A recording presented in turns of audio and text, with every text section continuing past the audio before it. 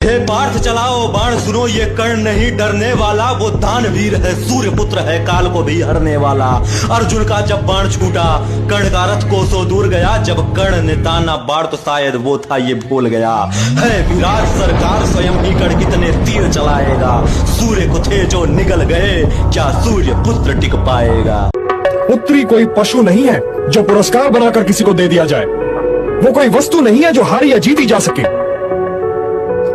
अर्जुन ने हमारी विवाह प्रथा का ये दोष देखा और सुभद्रा हरण द्वारा हमारे मान की रक्षा की, और इस नाते में खोट क्या है? योद्धाओं की इस भीड़ में क्या कोई ऐसा है जो अर्जुन की मित्रता ना चाहता हो? यदि वो आप लोगों को हराकर इंद्रप्रस्थ पहुंच गया तो सारे संसार के लिए द्वारिका हंसने का विषय बन जाएगा।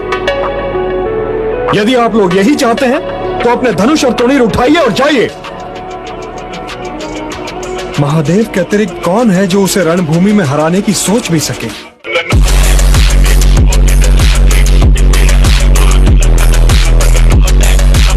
फिर अपने दरबार में बैठे हुए एक साधु का आगमन हुआ। साधु ने कहा एक यज्ञ करना चाहता हूँ, मुझे कुछ चंदन की सूखी लकड़ियां दिला दो। युधिष्ठिर ने कहा बहुत छोटी सी बात, अभी प्रबंध करता हूँ। उन्होंने सेवकों को कहा भाई चंदन की लकड़ियां लाओ और महाराज को जितनी चाहिए दे दो। थोड़ी देर बाद सेवक आए खाली हाथ। प्रभु चंदन की लकड़ी तो मिली नहीं क्योंकि पूरे राज्य में 4 मास से बारिश है। तो महाराज युधिष्ठिर ने क्षमा चाहते हुए कहा कि साधु महाराज मैं आपसे क्षमा चाहता हूँ कि मैं आपको आपका दान नहीं दे पा रहा हूं। तभी भुवन मोहन कन्हैया बोले कि सुनिए महाराज, इनसे बड़ा एक दानी थोड़ा आगे रहता है, कर्ण नाम है उसका, जरा उससे मिल लीजिए, हो सकता है आपकी बात पूरी हो जाए। साधु ने कहा ठीक है, सुना तो उनके बारे में, वहां चला जाता हूं। अब जब चलने लगा तो युधिष्ठिर के दिमाग में बड़ा खलल पैदा हुआ। उसने कहा आपने कह तो दिया, जब कहीं है ही नहीं चंदन की लकड़ी तो कर्ण कहां से देगा, हम और आप भी चलते। पहुंचे तो वहां साधु ने कर्ण से कहा महाराज मुझको चंदन की लकड़ियां चाहिए ताकि मैं यज्ञ करना चाहता हूं। कर्ण ने अपने सेवकों से कहा भाई चंदन की लकड़ी लाओ।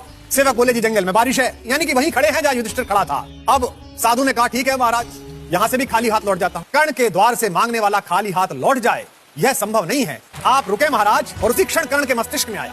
उसने अपने सेवकों से कहा कि सुनो, मैं और महारानी जिस कक्ष में सोते हैं उस कक्ष के खंबे और छत चंदन की लकड़ी की बनी हुई है, तो मैं आप लोगों को आदेश देता हूं कि मेरे शयन कक्ष के सारे दरवाजे खिड़कियां उतारिए, उसको तोड़ दीजिए, उसकी लकड़ी ले आइए और महाराज को अर्पित कीजिए ताकि अपना यज्ञ कर सके। पास में छद्मवेश में खड़े हुए भुवन मोहन कन्हैया ने मुस्कुराते हुए महाराज युधिष्ठिर की तरफ देखकर कहा प्रभु महल के द्वार और खिड़कियां तो आपकी भी चंदन की लकड़ियों से बनी थी, लेकिन आपके पास वो दृष्टि और मन नहीं था जो दानवीर कर्ण के पास। हनुमान राम के बहुत बड़े भक्त है ना, वो मतलब वो उनके बिना जीना ही नहीं चाहते। लेकिन जब रामायण खत्म होता है तो राम को तो वापस जाना है विष्णु अवतार में, लेकिन हनुमान जो है वो 7 चिरंजीवी में से एक है, तो उनको तो युग में यहीं रुकना है इसी पृथ्वी में। अब ये तो नियति है कि राम को जाना ये भी नियति है और हनुमान को रुकना ये भी नियति है, लेकिन हनुमान इतने बलशाली हैं कि उनको समझाए कौन।